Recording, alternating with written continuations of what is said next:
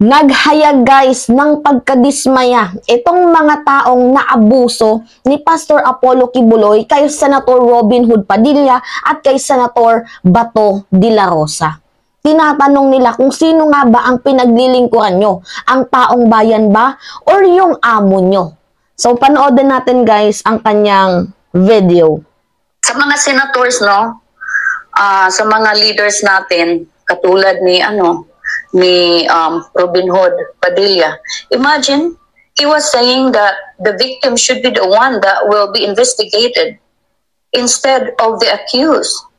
What type of brain do we have if we think that way? My question is, who are they serving? Are they serving the people or are they serving their bodies? Tama. No, yung kanilang kumpanyera na style natin diyan sa Pilipinas. You guys, we have to check our biases. We all have biases. I admit I have my own biases. But as leaders, we have to stand up for the people and not for our friends and not to any organization. Tama. You are elected to serve the people, to serve the country. Tama. Why are you choosing to stand for your friend without investigating on what really is going on? So I also wanna appeal to all the people in the Philippines. This is our chance. Makita po natin kung anong quality ang binoto natin ng mga leaders. Tama. All we are asking is to seek the truth. To find the truth. Tama. What I'm doing here is to propagate our stories. To tell the stories about our experiences. Kung ano yung mga pinagdaanan namin sa kamay ni Kibuloy. And whether it's your choice to think and make a decision kung yung mga pinagdaanan namin ay makatao. Tama. So makikita natin ang kitid ng mga utak ng ating mga leader. Tama. Sabi pa ni Bato, o ni Senator Bato, he will stand up for Kibuloy no matter what. And SMNI. Now look at what happened to the SMNI. We can see the illegalities na ginagawa nila from the beginning. Do you think there's any change in between? Once the foundation is lie, everything that follows are lies. Tama. Kaya you guys, wag po tayong mapaghinaan ng loob. We have to stand up together. Kasi diyan lang natin makikita ang pagbabago.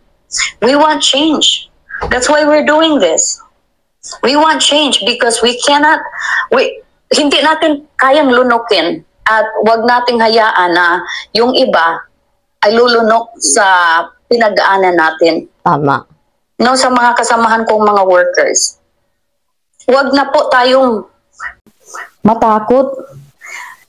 The time that we were scared is all gone. It's all past. Now let's embrace the new paradigm. A paradigm to stand up for the truth and fight for what is right. Tama. So salamat you guys, and I hope this video will give you some type of inspiration. Kasi hindi tayo nag-iisa. We're not alone fighting this. We are fighting this together. Marami ang mga pastorals na lumalabas ngayon from different countries participating in this occasion. Ngayon, yung ibang pastorals na like during my time, alam nyo kung sino kayo at alam nyo kung ano yung pinagdaanan ninyo. Okay lang ba sa inyo na gano'n na lang bababuyin yung ating pagkatao, yung ating faith yuyurakan, yung ating paglilingkod sa Panginoon pag pinaglalaruan?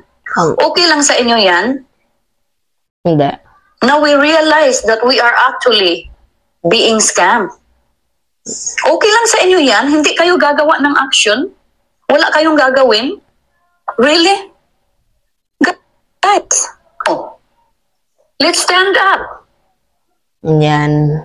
So hinihimok po ng isang testigo, which is testigo ng pang-aabuso ni Pastor Apollo Kibuloy, itong si Arlen Stone, itong mga taong na abuso din, na huwag kayong matakot for your rights. But then, kino-call out niya itong mga senador na katulad ni Bato de la Rosa, ni Robin Hood Padilla, na mas pumapanig pa dito kay Pastor Apollo Kibuloy, despite na alam niya naman, narinig niya naman ang testimony ng mga testimonya. So, ito yung sabi nga ni Robin Hood Padilla, no? Pinagmukha niyang mali itong mga nagtitestimony ng pang-aabuso. So, ito yung sabi ni Robin Hood Padilla. Panoodin nyo, guys. Yung mga witness, kung sila ba yung nagsasabi ng totoo. Kasi dito, ang tagal naman ninyong nanonood na rin ng hearing dito. Kukunti ang witness na nagsasabi ng totoo dito. Ang hirap na rin maniwala dito. Magsasabi ng statement ngayon, kinabukasan, iba na yung statement. Hirap din eh. Pag nag-hearing, Sir January, tapos iniharap niya, kayo mismo... Oo, syempre. Oo. Kailangan kong ano yun. Kailangan kong mag-participate doon at tingnan ko kung saan galing yung witness na yan.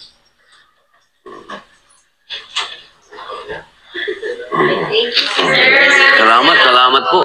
Yan. Yan yung sabi ni Senator Robin Hood Padilla, na balak din magdagdag pa ng mga palamunin, mga trapo at mga korap na politiko. Kasi from 24, gusto niyang gawing 54. So tayo na namang mga taxpayer ang magsasuffer at the end of the day. So anyway, ito na nga, diba?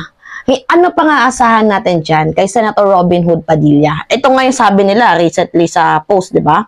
Sabi niya, walang iwanan. Bato de la Rosa, Robin Padilla, Bongo, stay loyal to Rudy Duterte. Which is, itong si Rudy Duterte is connected dito kay Pastor Apollo Kibuloy. So talagang walang iwanan yan.